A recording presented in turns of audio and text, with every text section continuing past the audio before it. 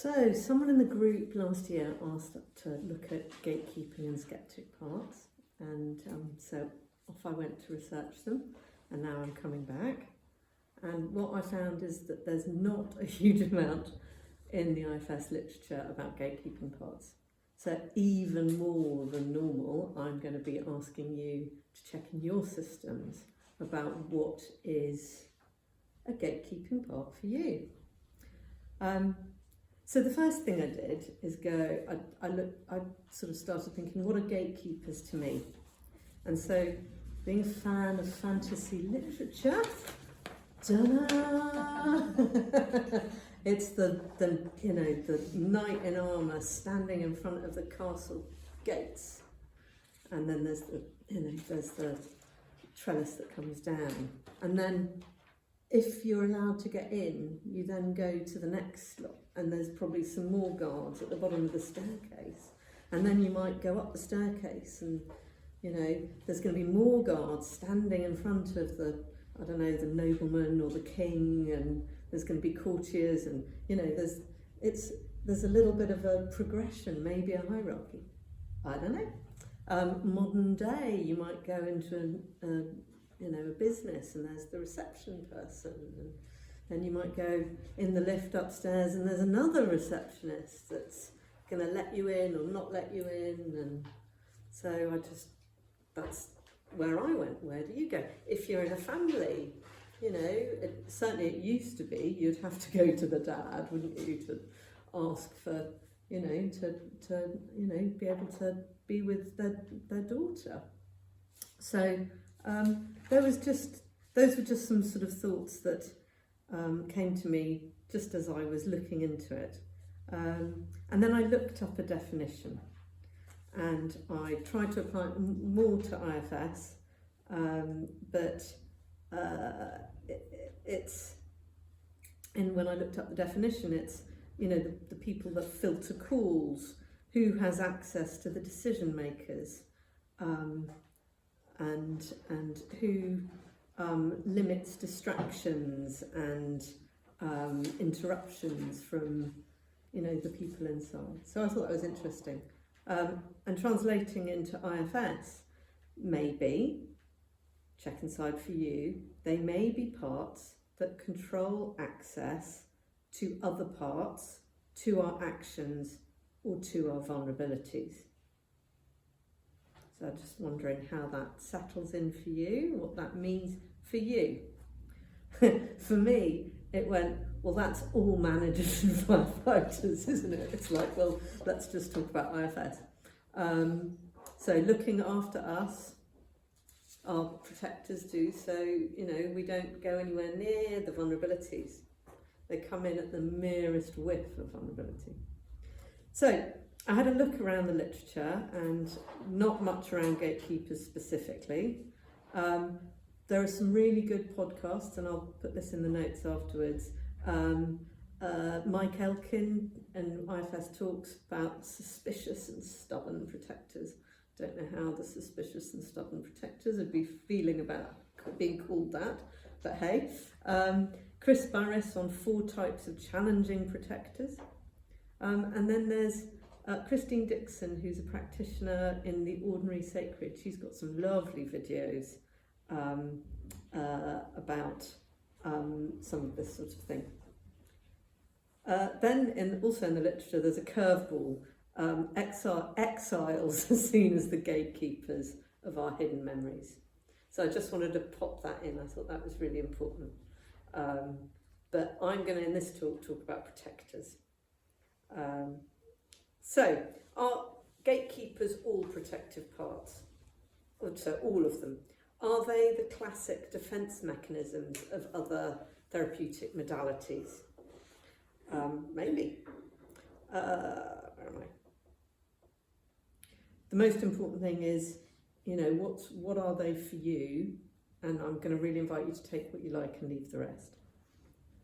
I liked the concept of, as you know, I like polyvagal, and I did this funky little diagram. And I like the thought of, maybe gatekeepers are something around the states of flight, fight, fawn or feign, you know, people pleasing. Flop, when you just collapse.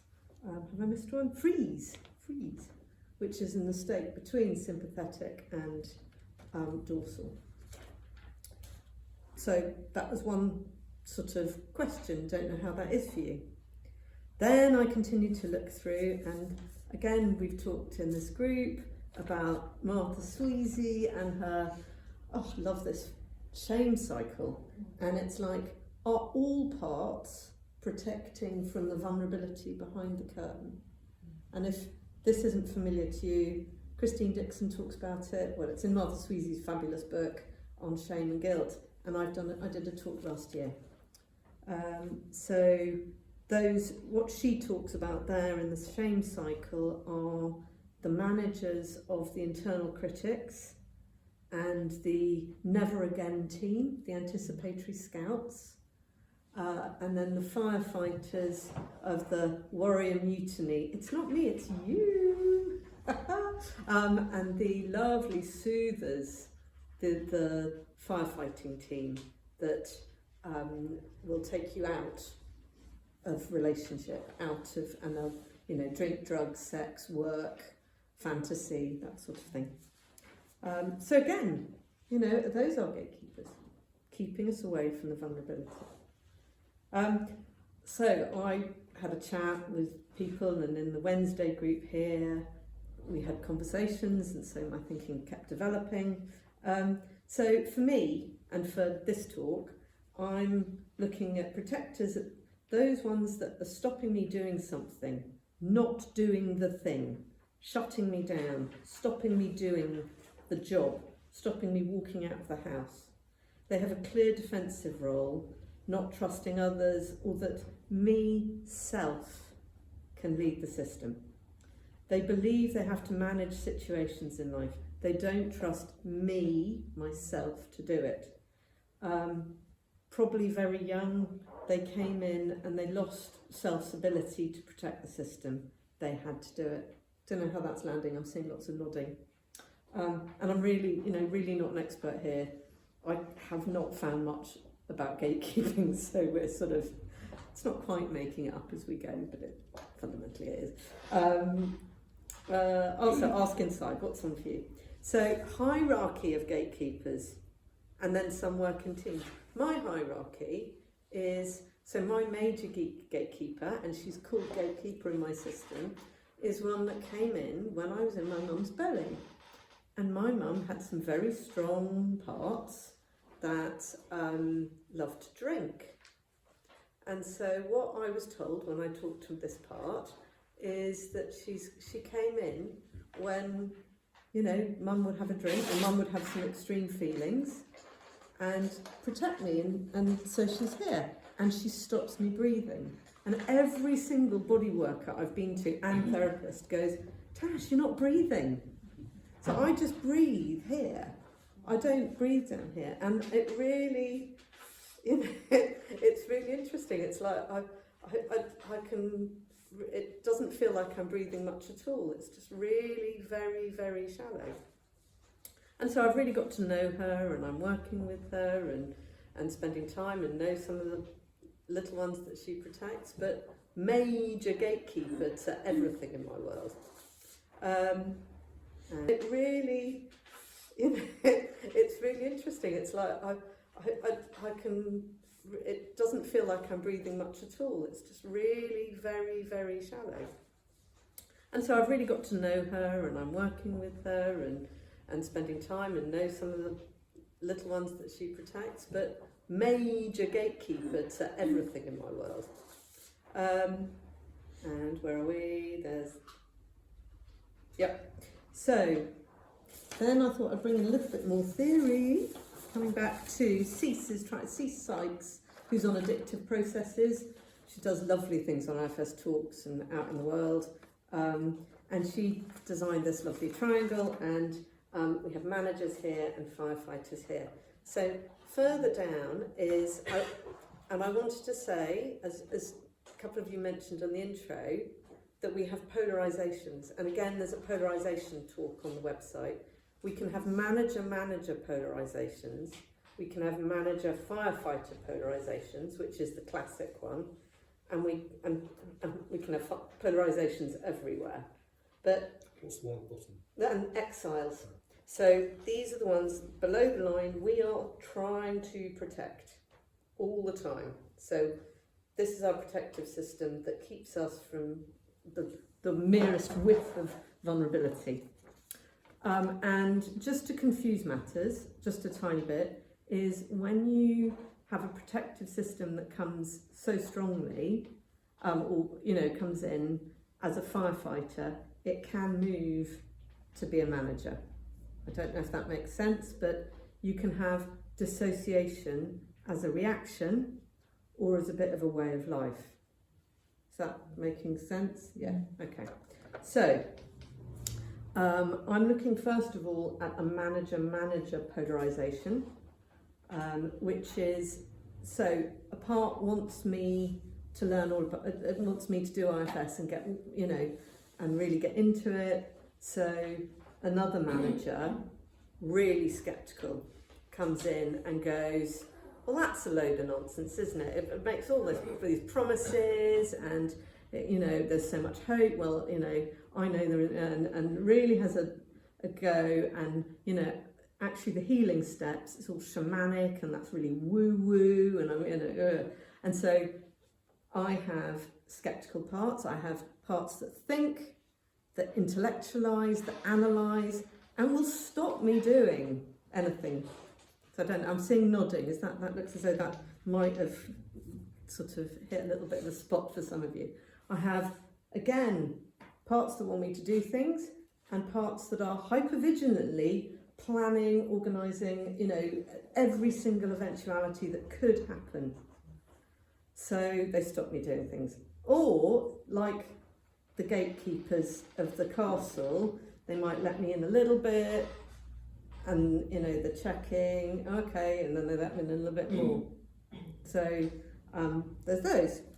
There we go, and it may be around romantic relationships or friendships. They let you in, and you let your guard down, and you're speaking, and you're talking, and you're getting to know, and you allow you in a little bit more, and so that's great. And then, they might pull back a little bit. I'm just wondering, this is what I came up with. So, check in with what's right for you. So then we might have a manager-firefighter polarization that happens, and the gatekeeper would be the firefighter. So again, I keep using the example, I want to go out, or I want to phone up for a job, or I want to ask someone out on a date, or I want to learn about IFS, I want to go to therapy. The firefighter hears that and immediately will shut you down. So I have clients that come to therapy and then don't speak. Literally don't speak in the entire session. Or you pick up the phone and then, or you come on a video like this and it's like, oh. So these are the proactive ones, the managers. They're the ones that sort of don't let you do things in the future.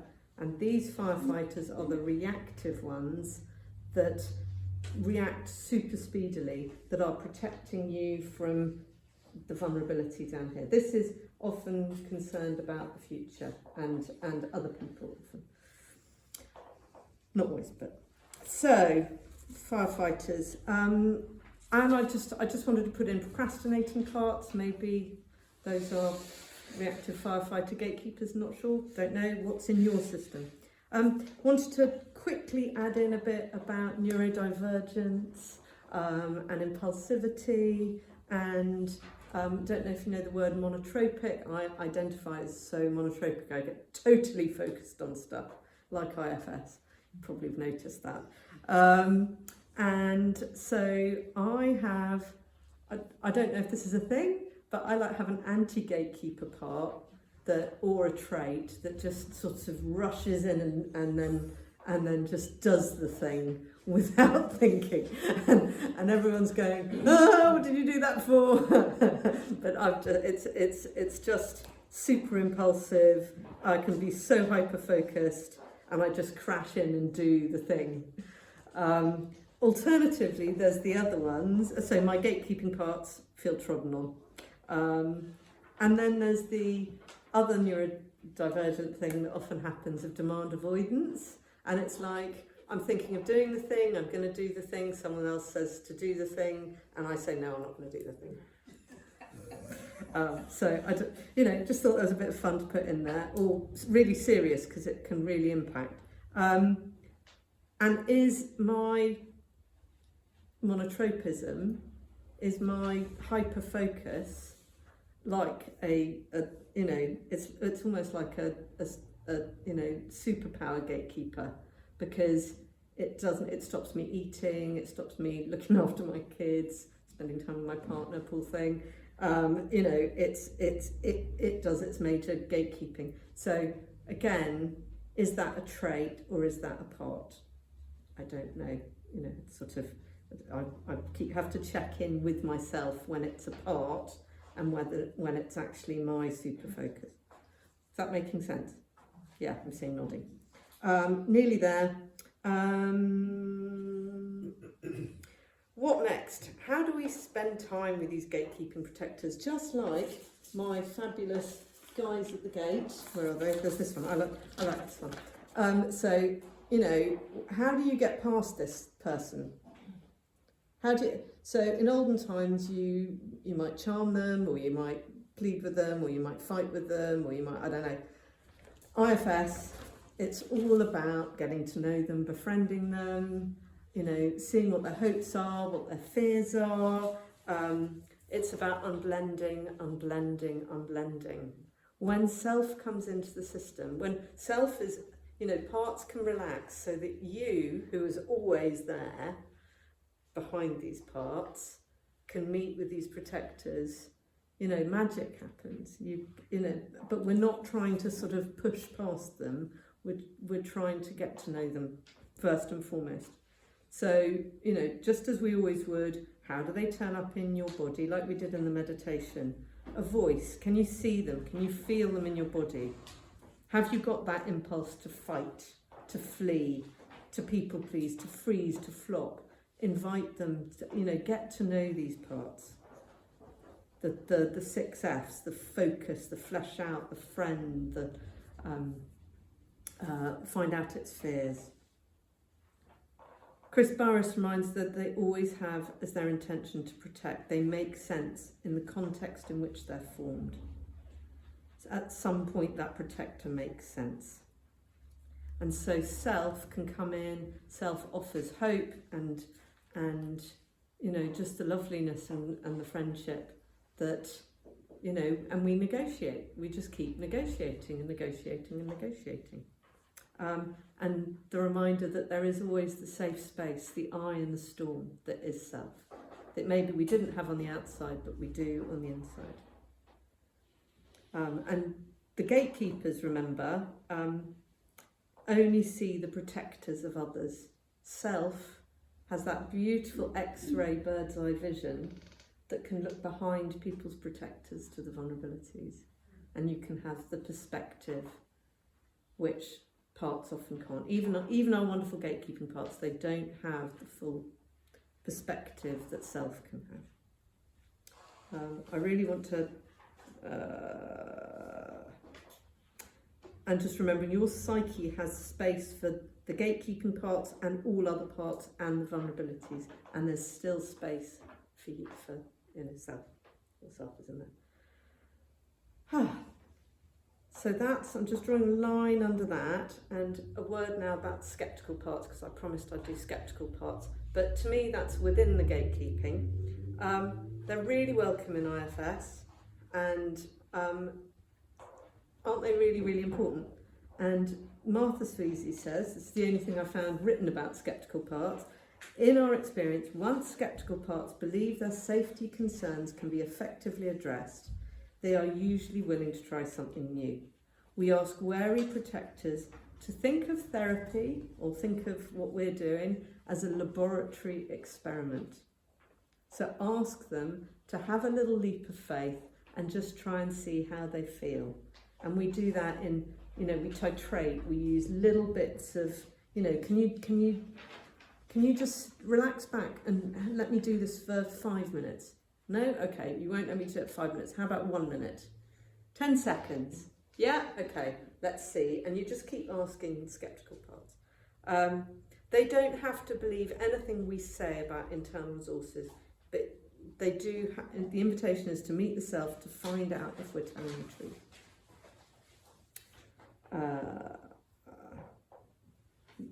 There is you yourself inside who can handle overwhelming emotions, and we can help the exiles and do something differently. So